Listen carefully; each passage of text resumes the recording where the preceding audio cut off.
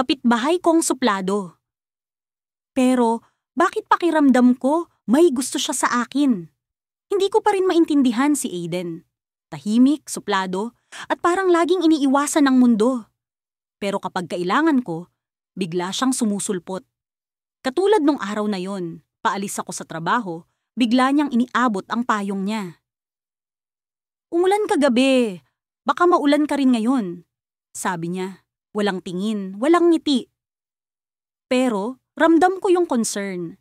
Hindi ko alam kung nagpapakitang tao lang siya o may iba pa. Pag-uwi ko, nagulat ako. Nasa tapat ng bahay ko siya, nakaupo, parang may hinihintay. "Naiwan mo to?" sabi niya habang inaabot ang small pouch ko. Wallet ko pala. "Sinundan mo ako?" tanong ko. Hindi siya umimik. Tumango lang, sabay lakad palayo. Mas lalo tuloy akong naguluhan. That night, may small celebration kami. Birthday ng kapatid ko. Maingay, maraming tao halakhakan. Napansin kong ilang beses siyang lumabas sa teres niya. Nakatingin sa amin, pero kahit anong yaya, hindi lumapit. Hanggang sa halos hating gabi na, ako na lang ang naglilinis. Nagulat ako nang makita ko siyang papalapit. May dalang garbage bags. "Tulungan na kita," sabi niya habang hindi tumitingin. Hindi ko siya napigilan. Tahimik kami habang naglilinis. Pero yung mga sulyap niya, hindi ko alam kung iniiwasan niya ako or ayaw niya lang mahalata na tinitingnan niya ako. Hanggang sa nagsalita siya.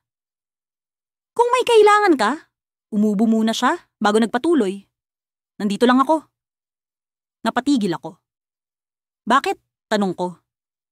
"Bakit parang lagi kang nandyan?" Parang nabigla siya. Parang ayaw niyang sagutin. Pero sa wakas, ayaw kitang mapabayaan. Tumigil ako sa pagligpit. Tinitigan ko siya. Hindi ako sanay makita siyang ganito. Halos kabado, seryoso, parang nahihirapan magsalita. Hindi ko alam paano magsimula. Dagdag niya. Kaya siguro suplado ako. Tahimik. Para bang tumigil ang paligid.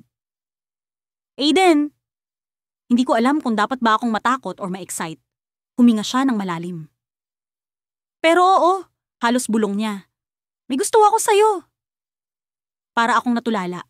Lahat ng pinagdudahan ko, lahat ng naramdaman ko, biglang naging totoo. Pero bago pa ako makasagot, "Hindi mo kailangang sumagot," sabi niya agad. "Huwag ka lang umalis." Hindi na ako nakapagsalita. Pero nang tumingin siya ulit sa akin, kauna-unahang beses ko siyang nakitang ngumiti. Totoong ngiti. Hindi pilit, hindi suplado. At bago siya umalis, mahina niyang sabi, "Good night." Hindi ko man siya nasagot, napangiti ako.